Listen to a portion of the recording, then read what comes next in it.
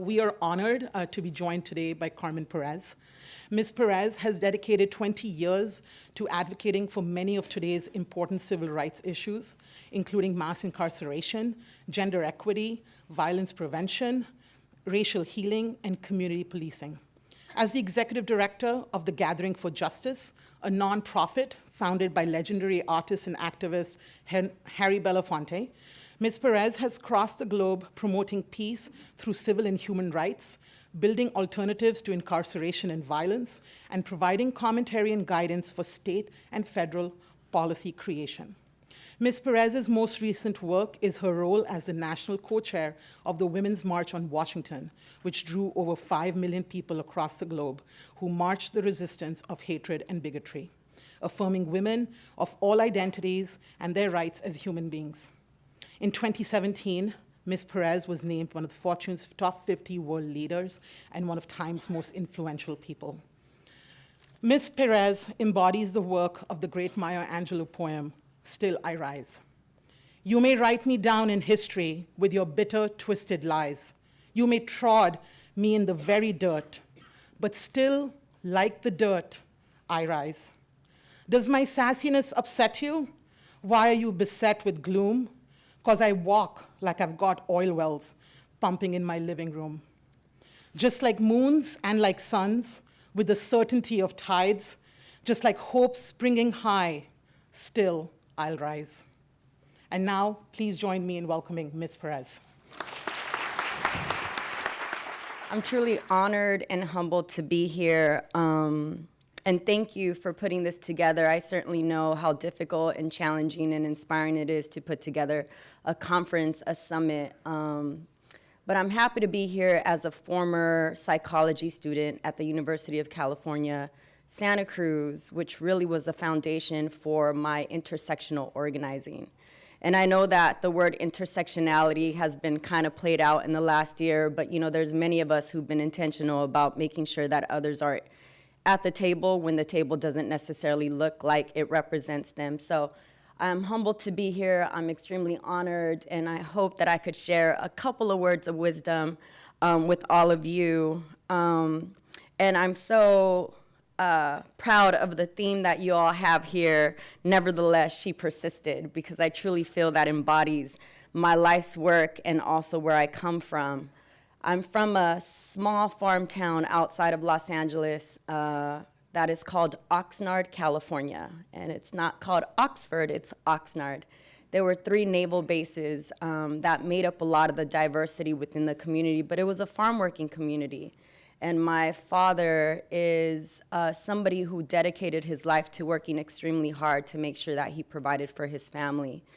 And although my parents tried to provide the best living environment for their family, we were still impacted by violence, gang violence, community violence, domestic violence, and we were also impacted by poverty. And so unfortunately, my brother, who was 14 years older than me, got caught up in a system that did not serve him. And my sister, when she was about to turn 19, her and I were a day apart. Her birthday was on January 20th. I'm the 21st, which is actually the anniversary of the Women's March. She was killed and buried on my 17th birthday, hence the 23 years of activism, hence the dedication to making sure that no other young girl ever experiences a type of trauma, and hence the reason why I studied psychology for self-healing. And so when I talk about why I was inspired to do this work, I think about not only my childhood, but I think about a lot of the young people that I work with that are a reflection of me. And it's the reason why I feel so compassionate when I work with individuals from different walks of life, whether it's through the Black Lives Matter movement or whether it's people who are incarcerated or formerly incarcerated, people who are gang members and gang leaders. And so this theme about how we think about misogyny and we think about sexism and gender oppression, for me, is not necessarily a theme that is new. And it's not something that is new. It's not an experience that is new, because many of us who are people of color constantly experience that. And oftentimes, especially women, experience gender oppression. But it's now visible. That's the difference. I think a lot of us had been working in these spaces in silos. And because of social media, we are now able to get information in real time. And I will say that, just similar to my study in psychology around Chicana feminism and around child psychology, I think about trauma brain. How many of you all know about trauma brain? Trauma brain is when you're constantly experiencing trauma, but obviously trauma brain could be changed with what? Positive alternatives. And that was me. I played basketball, I played softball, I ran track, and I danced hip hop. So although I was experiencing trauma in my community, or I was experiencing trauma in my home, there was always something positive that was coming at me. And there were other ways in which I was learning, whether it was through my basketball coach teaching me 5 values that I currently live by. And that's dedication, determination, never give up, family, and confidence. And if it wasn't for those 5 values that I was constantly being fed, and at the age of 7, I didn't really care about values. At the age of 13, I was like, F your values. At the age of 17, I was like, wait, what are your values?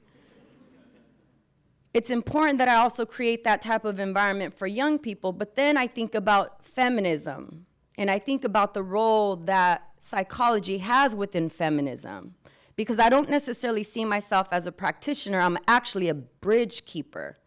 I'm the bridge between those that have access and those that don't. I'm the bridge between the youth and between the elders, because being the youngest of 5, my older siblings are about 14, 12, 7 years older than me. My father is 94, my mother is 74. So I'm their, blessing baby. That's what I am.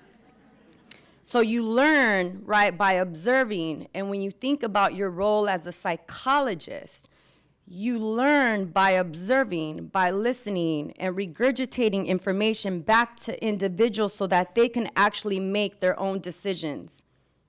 Am I right? And so a lot of times, my role was to be a facilitator of a process, whether it was facilitating processes with young people that were facing life sentences in prison, or whether it was facilitating a girl circle or facilitating a peace truce with gang leaders from MS-13 or 18th Street in the prisons of El Salvador. And so, again, when I'm thinking about today's time, I think about the 20 years that I've dedicated to learning from people, being in community with people, and facilitating processes. And also making sure that I'm not harming the same people that I'm trying to support. Because oftentimes we go into communities as experts. How many times have we done that? Has anybody else done that? I know I have. I was 17 thinking I knew it all. But I didn't. I didn't really quite know much. And I remember going into a community like Little Rock, Arkansas, and I was so young. I was about 24 years old when I was being asked to organize a campaign with them, and everybody else was significantly older than me. And somebody said, "What do you know? You're not from here." And I said, "I'm here to learn, and I'm here to support." And my biggest lesson was that although I was significantly younger, I knew that it was important not to insert myself in their issues and not make myself an expert of their communities. And right now, in today's time, as educators, as psychiatrists, as psychologists, as people who are in this space, I feel as though we have an opportunity. We have an opportunity to collaborate with one another, to uplift each other's work, to make sure that we are speaking to one another and no longer working in our silos. And for me, that was what I was able to accomplish within the Women's March, because I didn't need another job title. I'm the executive director of a national organization that builds a movement to end child incarceration. I'm also the co-founder of a task force here in New York City called Justice League New York City that stops not only child incarceration, but we stop police brutality and we organize protest here. and I'm also expanding to California. So by the time I got the call, I felt like it was going to be an overwhelming achievement, but I also knew that I was responsible for my community. And when I mean my community, I mean all of you. I don't just mean the Latino community, and I just don't mean the violence prevention community. I understand that it was important with my level of, and I hate the word expertise, but I'm gonna say it. My level of community building and the years that I had been in spaces and my studies in psychology would make me the most qualified person to make sure that when we were looking at organizing the Women's March, we were centering the most marginalized communities. We were being intentional about inclusivity, but also thinking about intersectionality. And it's not the same. So diversity and intersectionality are not the same. We're not saying, hey, well, we need trans people, we need LGBTQIA people. We need to make sure that everybody who's at the table has the same ability to thrive, has the same ability to have the same resources to make sure that they are participating at their fullest level. And that was my role. I helped create the unity document, which is our policy platform, which was called the most radical platform in the history of any march. And that was important for us because as we were organizing the Women's March, and I was brought in on the 56th hour, so I wasn't necessarily the person who posted the Facebook. It was a woman from Hawaii by the name of Teresa Shook, and I believe the original name of the Women's March was called the Million Women's March, which was an erasure of the work that happened 20 years prior in Philadelphia by Black women.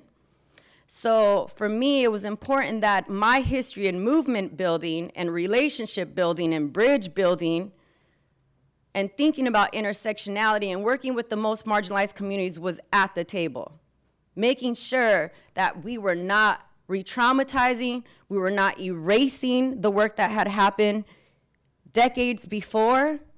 And so for me, it was a responsibility that I carry to this day. Because as I was talking about intersectionality in the space, people did not even know what the word intersectionality meant. When I was talking about white privilege in the space and I was saying that is the way you are showing up, people did not know what white privilege was. When we were talking about centering the most marginalized, people didn't even know what the word marginalized meant. And we were having to have courageous conversations within the Women's March leadership and having those same conversations mirrored on Facebook Live or mirrored on social media while we were getting death threats, while we were getting criticized by many people saying to us, why don't you call it the People's March? Why do you have to call it the Women's March?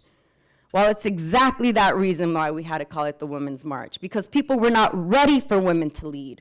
Although, again, let's not forget that there was Diane Nash, there was Alla Baker, there was Dolores Huerta, there was Betita Martinez. There were so many women during the civil rights movement, the Chicano movement, the United Farm Worker movement, which are not the same movements. Black Liberation Movement was not the same.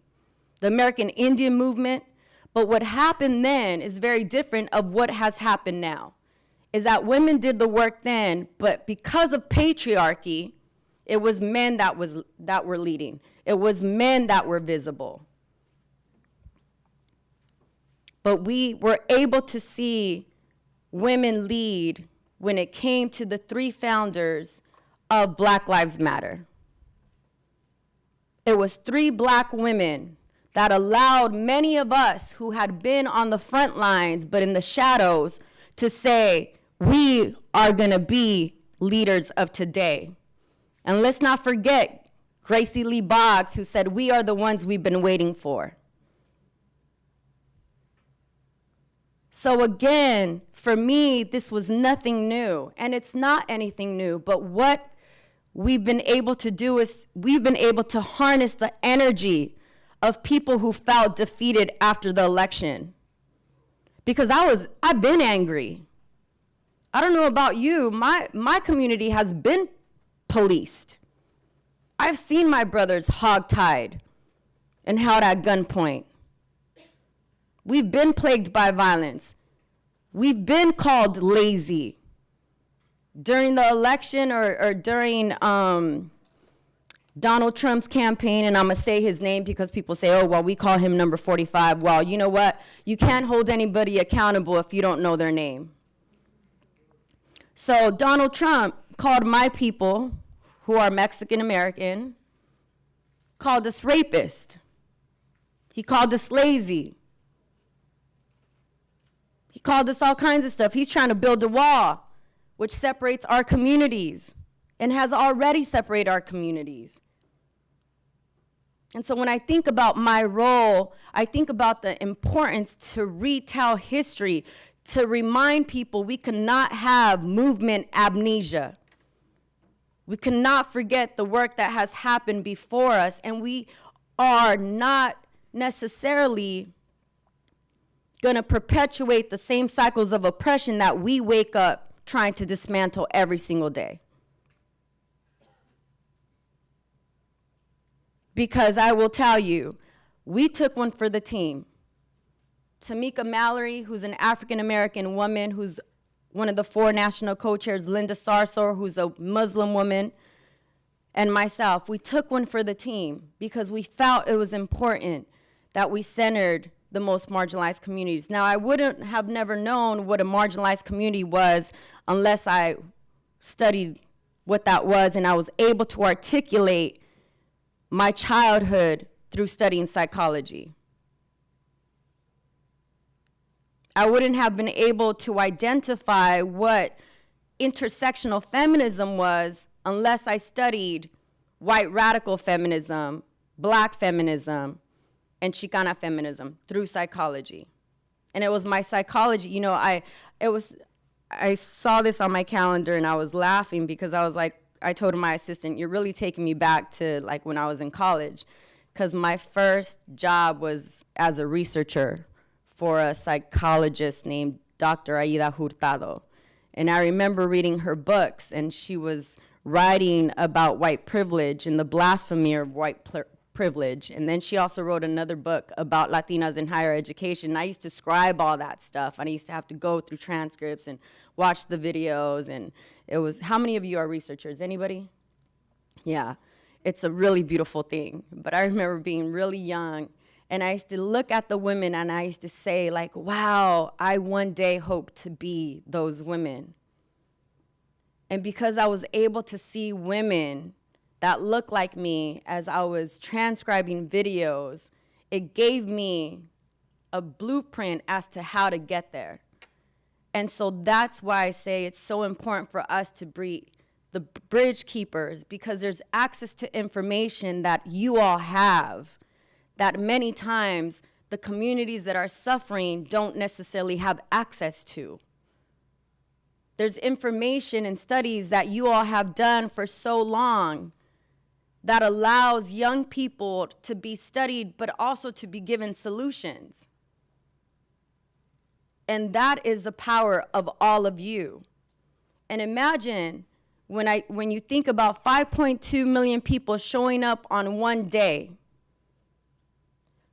When I was talking to Harry Belafonte, I said, hey, Mr. B, could you come and be one of our honorary co-chairs for the Women's March? And he's like, I'm a man. I was like, I know that, sir.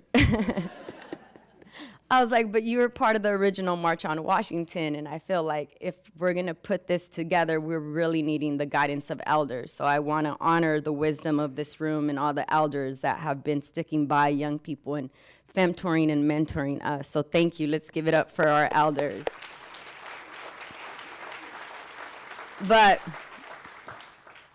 I remember talking to Mr. B, and he was a little hesitant in the beginning, and then afterwards he got really excited about the Women's March, and he was like, you know, you have to make sure that you are fighting for something, and that's really in the ideology that we are grounded in, which is Kingian nonviolence. And one of the 6 principles of nonviolence It says attack the forces of evil, not people doing evil. So we chose not to attack Trump because although a lot of people did march against Trump, which, we welcome that as well, but for us it was making sure that people were fighting for something. So that's the reason why we put together the policy platform. But Mr. Belafonte said, you got to choose 3. And we're like, well, Mr. B, we're women. We're not monolithic. Like, there's all these issues that, we are intersected with. And he's like, well, what do you mean? And I said, well, there are a lot of people who are women who are incarcerated, who are being shackled while they're giving birth. So we have to talk about criminal justice reform and access to, mental health. And I was like, and then if you're like getting deported and you're a woman and you're being stripped by your family, then you can't really think about reproductive justice because that's not necessarily going through your mind. And obviously, we have to think about economic justice. So we went on and on and on and on and on. And so finally, I convinced him to be one of the honorary co-chairs. But he talked to me about when he was organizing the original March on Washington with Dr. King and all these other people, because it wasn't just Dr. King. He said that he would receive telegrams. And so he ended up showing me this telegram that arrived maybe like 3 weeks after it was initially sent. And I was like, wow. And he also talked about how it took about a year to organize. And I was like, well, what do you mean a year? And he's like, well, yeah, we had like over a year. Coretta Scott King brought on about 700 partners. And, we were able to organize with labor. And so I was like, okay, so we have to bring labor in. But we didn't have a year to organize the Women's March. We had 10 weeks. And it was crazy. And I'm not going to lie. Again, remember, we all had full-time jobs.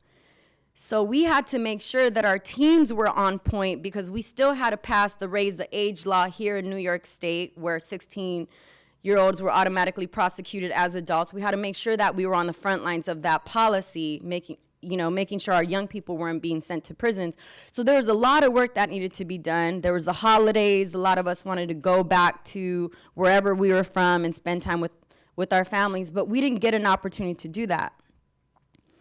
And what I want to say when I talk about building collective power is the fact that in 10 weeks, there were 4 national co-chairs, 70 national organizers, 400 state coordinators, and 90 global coordinators that organized the Women's March. Imagine that. Imagine if your community got together and organized something that was going to be so impactful, that was going to change the landscape of the political landscape of this country. Could you imagine that? I want you to dream it, because when you think about it and you say it, you ultimately could manifest it, right? Think about what this conference could do for all of you. I heard earlier in the introduction that this is an opportunity for all of you to network, to meet new people, to build with one another. This is the opportunity. The time is now. I've always been told tomorrow, you never know if tomorrow will ever come, and that became real when my sister was killed.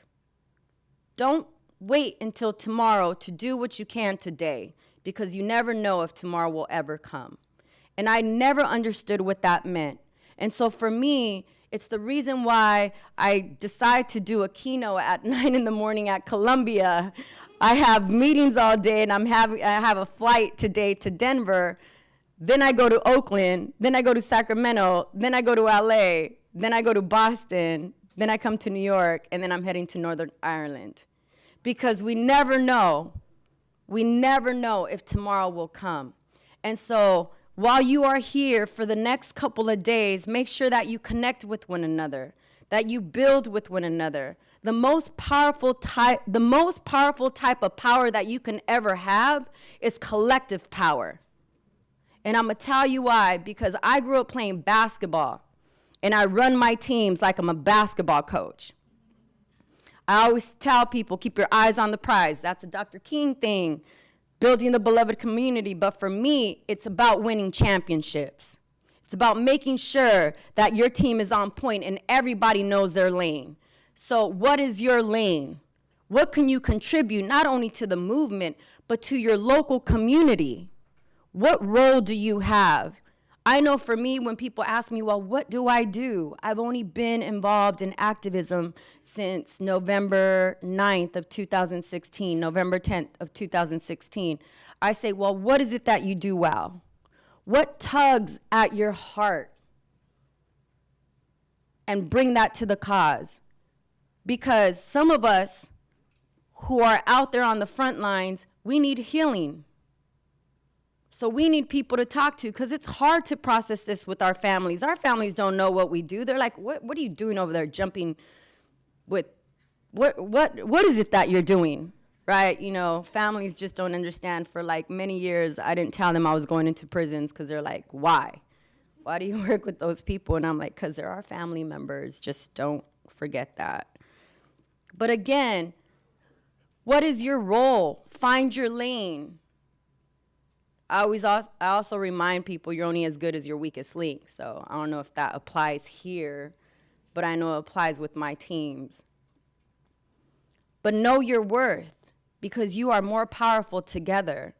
And that's what I understand, is that the money for us, our organizations, don't get fully funded. People don't care about funding police brutality. People don't care about funding child incarceration, stopping child incarceration.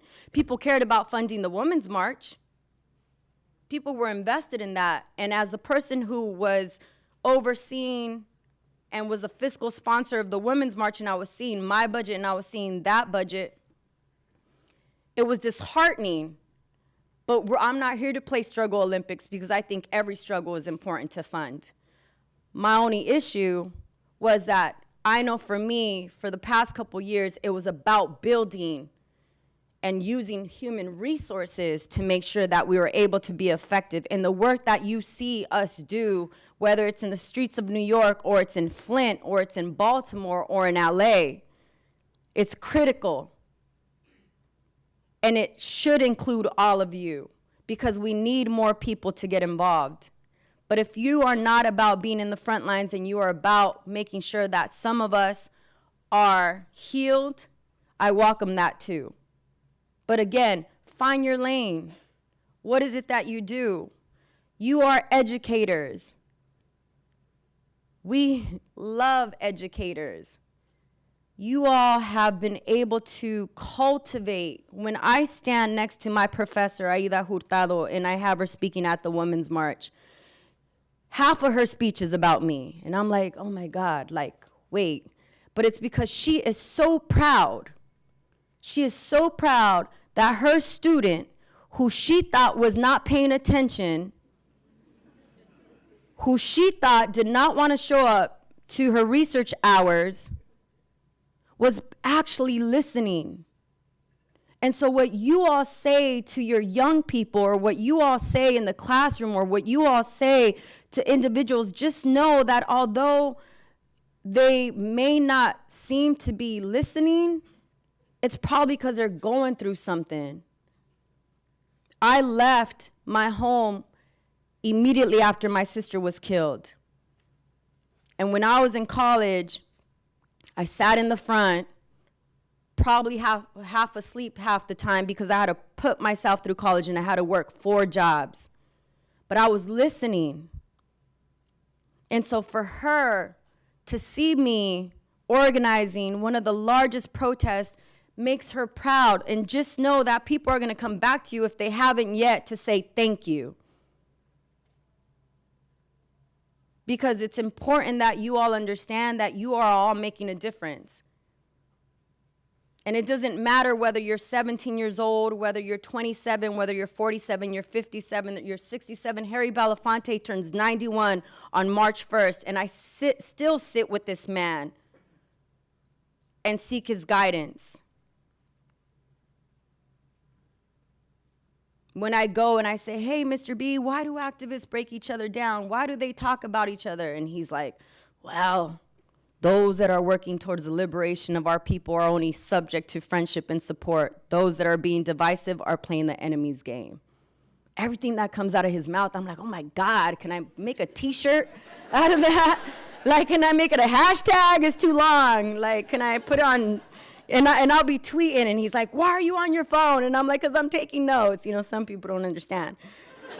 But I want to just say this, is that there's an opportunity right now. There are young people in Florida that have risen up. There were young people that desegregated the South that were part of SNCC. And we all need to be guided. We all need healing. We all need support. And so there's a role for all of you. And I know I'm preaching to the choir because I know some people are like, yo, I did my time in the civil rights movement. I did my time for the gay rights movement. I did my time, right? But it's because of all of you that did your time, many of us are able to stand here right now. And we need to continue to welcome people regardless, I will say regardless of the information they don't have. So remember to suspend your first judgment when somebody says something that's really blatantly racist, blatantly ignorant, because I've had to do that as a bridge keeper. When people say, wow, Carmen, you speak so well.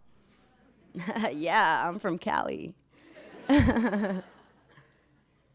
You know, but I could sit there and I could be like, wait, what? What did you say? But I don't, because what I ultimately end up doing is I ultimately use that as a teaching moment and trying to get to understand where people are. Meet them where they're at and champion them to your cause. And that may not be your role.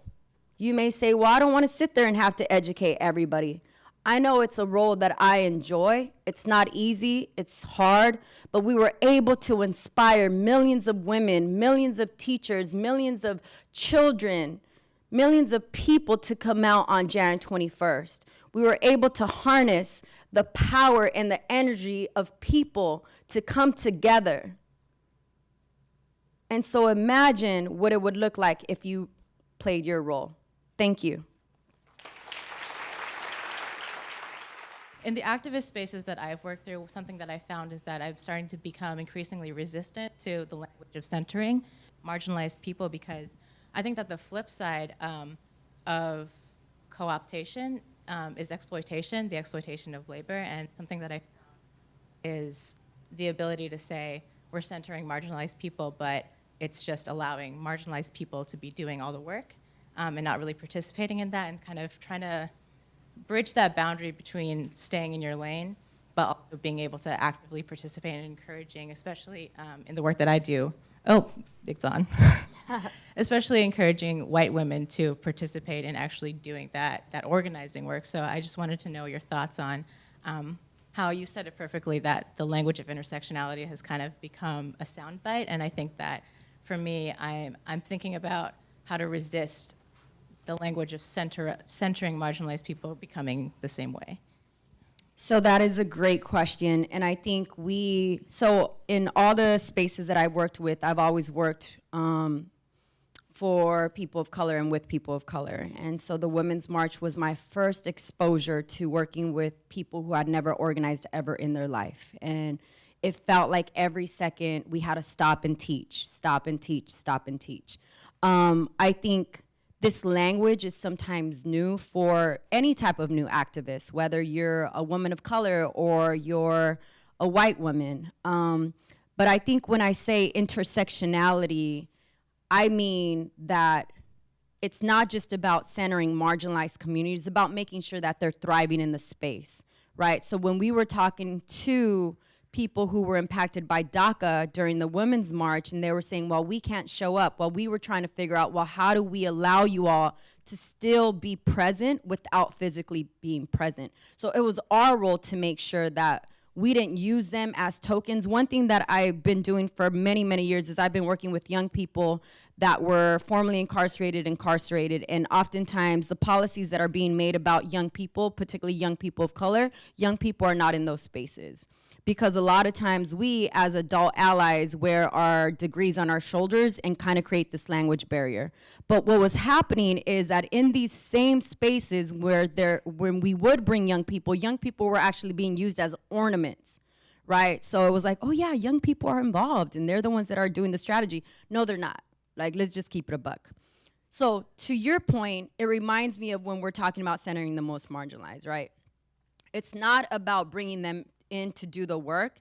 It's also not about them educating people on how they should be treated in the space. It's about some of us, right, that are allies, that have to do that type of buffering and protecting the most marginalized. And I won't bring in a community, particularly, I'm very sensitive when it comes to young people, but I won't bring in a community if I feel they're gonna be tokenized and they're not gonna have a voice at the table where the decisions are being made. So I think that if it's something you feel so strongly about, you should voice those things and make sure that those people, unless you also identify with that community. But I know for myself, I'm privileged. Out of all my childhood friends, I'm the only one who went to college. I'm the only one who left. I'm the only one who's traveled as much as I do. So I feel like I am extremely privileged, although I'm still marginalized, right? And so I feel like I'm their advocate. I advocate for these communities, and I will jump on couches literally saying, you cannot do this. You are oppressing, and that's why I say we can't show up in spaces and actually continue to perpetuate the same cycles of oppression that we wake up trying to dismantle every single day. And when I feel that, I will say that, because oftentimes the communities that I'm trying to represent and I'm trying to include into spaces are not in that space. So I hope that helps, but we could certainly connect another time. Thank you for that question.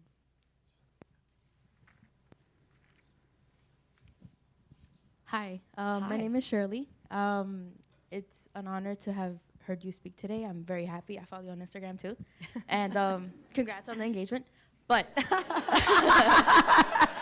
it was very sweet. I cried a little bit. Thank you. So I got engaged.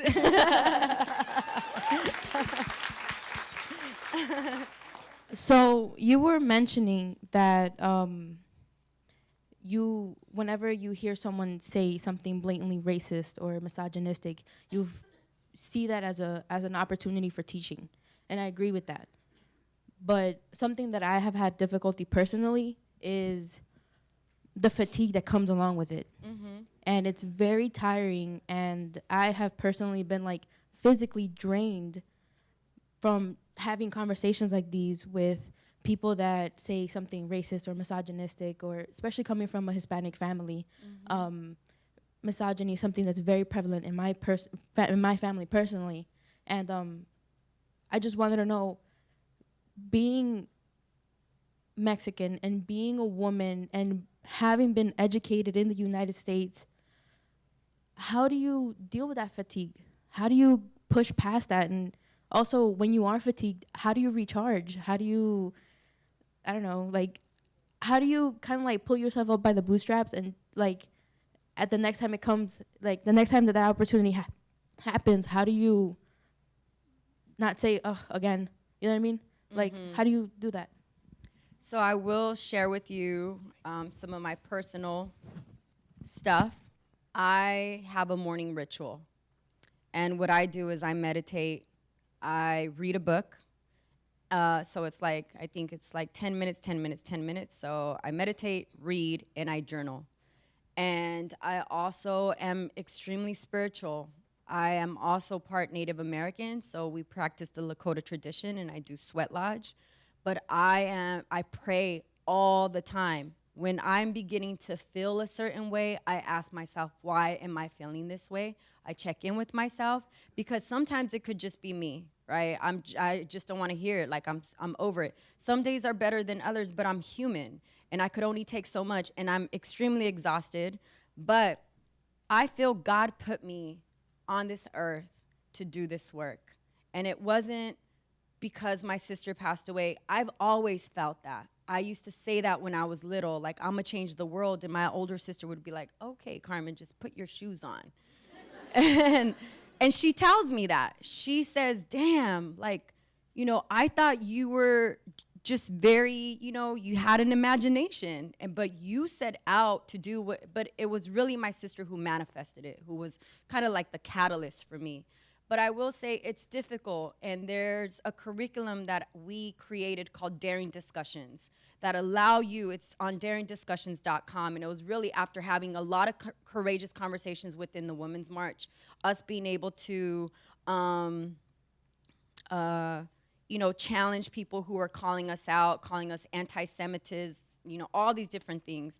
I will say that you have to protect yourself, and you have to actually put boundaries up. And if you're tired, then reserve your energy for yourself and not engage in a conversation. I recently went to Sonora, California, and I'm not sure if you all know, but although we've been doing this work for 20 years, our visibility is different. And because of our visibility being different, we get death threats. So I usually don't travel by myself. Not only do I get death threats online, I've also shown up to places and people have protested against us, but they'll send us letters saying that they're gonna kill us, that they know where we live, things like that. And so I showed up to Sonora, California, because I'm originally from California, and I was like, I don't need security, because for me it's also a little invasive to have this big person like right next to you, and you're like trying to talk to everybody and hug everybody, and they're like right there trying to protect you. So I went to Sonora, California to do a MLK speech. And when I got to the place, the coordinator said, oh my God, there's a protest outside for you. And I was like, oh shit, because the protest was the state of Jefferson, and if you all know who the state of Jefferson is, it's like these white extremists who want California to be two different states, and then it was the KKK. What they did is they ended up putting my picture, something similar like this, on Facebook and said, all hands on deck, show up to Sonora. And so when I talk about having courageous conversations, and I talk about when people are blatantly racist towards you and they're saying really stupid shit, I could handle my family, because I will chin check some people, and I'm the baby. I'm the youngest. I don't know if that's a privilege because I'm the youngest, but they allow me to do that. It's the people that I don't have relationships to that I find it really challenging. So after my keynote address, I end up stepping down, very similar to here. I sit down, and mind you, the coordinators had already been warned, like, hey, you need to protect Carmen, because Carmen usually travels with security. And we were so adamant. I was like, I'll do it because I'm so nice. And I'm like, okay, I'll do it. And they couldn't provide security. So nobody sat with me. These people came from the back, and they actually were trying to attack me. And then we were going to do a reception where I was doing Q&A. The man actually came with other people, and they were right next to me, and they were screaming. So the newspaper actually caught the man, like, kind of spitting on me. He was calling me a communist. He was calling me a fake feminist, because if I'm a communist, then I can't be a feminist. And I also he said that I was a supporter of Sharia law. So as I was doing the MLK conversation, I remember when Dr. King used to be called a communist. And during the time of Dr. King being on this planet, 70% of Americans did not favor Dr. King. So I kind of feel like, you know what, okay, it's the same. But I was trying to talk to him, and I was trying to say, well, sir, you know, and I'm certainly not gonna put any religion down. I said, you know, I grew up in a Catholic home, and I practiced Christianity and, you know, spiritual, all this stuff. And you know, and I felt like I was giving a lot of myself, and he was just yelling in my face. And have you all seen the image of Little Rock, Arkansas, where the Little Rock 9, they're trying to integrate into Central High, and there are these young girls that are walking with their books, and there are white women that are like yelling and spitting? That's how I felt. For a minute, that was what was happening to me. And I stopped and I said, you know, I'm here to actually speak to the rest of the people that listen to my speech, and I want to talk about the beloved community that Dr. King dreamt of. And he, and at a certain point I had to say, yo, y'all need to stop this, I'm out. Like I had to go because it troubled my soul. And I'm always happy to have a courageous conversation, but I'm not gonna have it with people who don't wanna have it with me.